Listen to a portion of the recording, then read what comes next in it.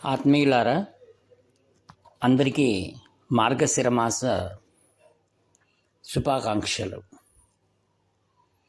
భగవత్ ప్రేరితమైనటువంటి కాల నిర్ణయము భగవంతుడి చేతిలో ఉన్నదని శాస్త్రాలు తెలియజేస్తున్నాయి. భగవద్గీతలో మార్గశిర మాసాన్ని ప్రస్తావన చేస్తూ మాసానాం మార్గశీర్షోహం ఋతూనాం కుసుమాకరః అన్నాడు. మాసములలో మార్గశిర మాసం నేనై ఉన్నాను అని. ఇట్టి పవిత్రమైనటువంటి మార్గశిర మాసంలో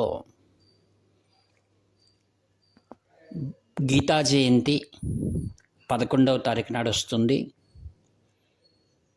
14వ తారీఖు నాడు దత్త జయంతి. 15వ తారీఖు నుండి ధనుర్మాసం ప్రారంభమవుతుంది. ఇట్టి పవిత్రమైనటువంటి మాసంలో భగవత్ చింతన చేయడం పూర్వజన సుకృతం అని భావించాలి. కాంచి కామకోటి పీఠాధిపతులు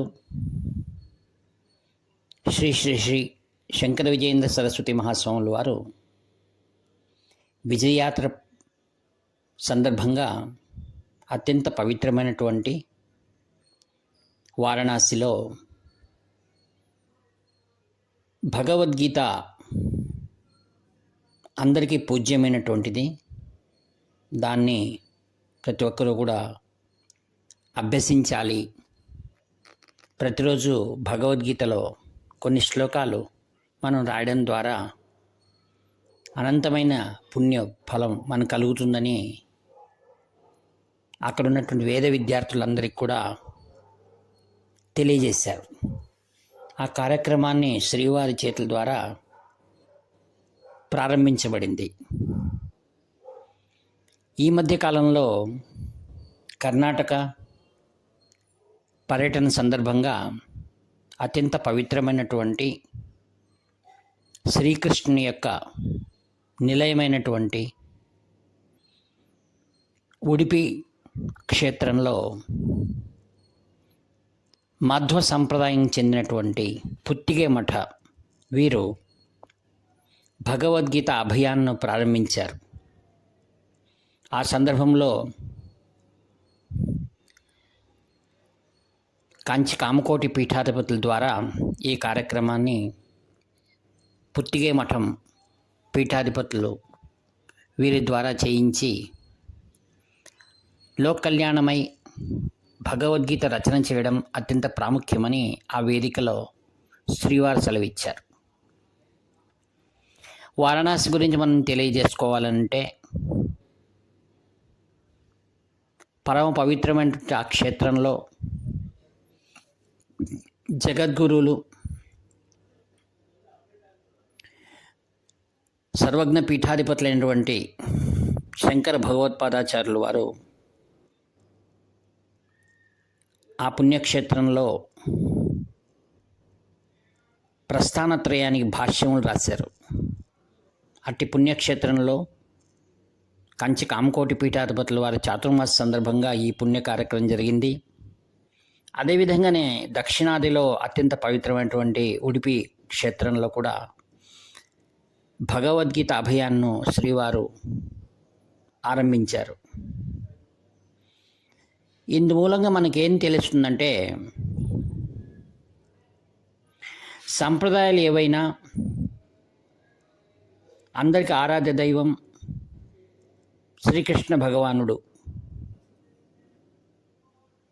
ఋషి పరంపరలో గురు పరంపరలో నారాయణం పద్మభవం వశిష్టం శక్తించ తత్పుత్ర పరాశరంచ అని మనం ఏదైతే నిత్యము కూడా గురుస్మరణ చేస్తామో అందులో ముఖ్యంగా మొట్టమొదటి వారు శ్రీమన్నారాయణుడు. ఆయన సంపూర్ణ అంశమే శ్రీకృష్ణ భగవానుడు. ఆషాఢశుద్ధ పౌర్ణిమ నాడు గురు పౌర్ణిమ నాడు శ్రీకృష్ణ పరమాత్ముని యొక్క పూజ పీఠంలో జరుగుతుంది.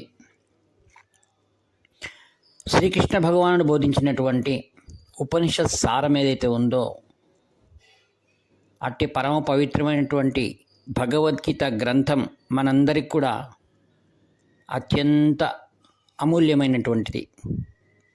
భగవద్గీత గురించి కృష్ణ పరమాత్ముడు తెలియజేస్తూ ఇది నా ఆత్మ అన్నారు. అట్టి పరమ పవిత్రమైనటువంటి విశ్వవిఖ్యాతి చెందినటువంటి భగవద్గీతను మనం ప్రతిరోజు కొన్ని శ్లోకాలు పుస్తక రూపంగా లిఖించడం ద్వారా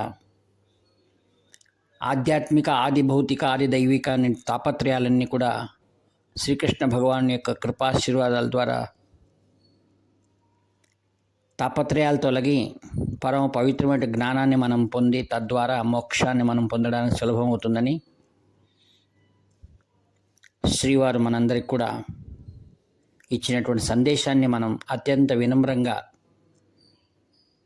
శ్రద్ధాభక్తులతో ఈ మార్గశిర మాసంలో మనం భగవద్గీత లిఖితాన్ని మనం ప్రారంభించాలని, తద్వారా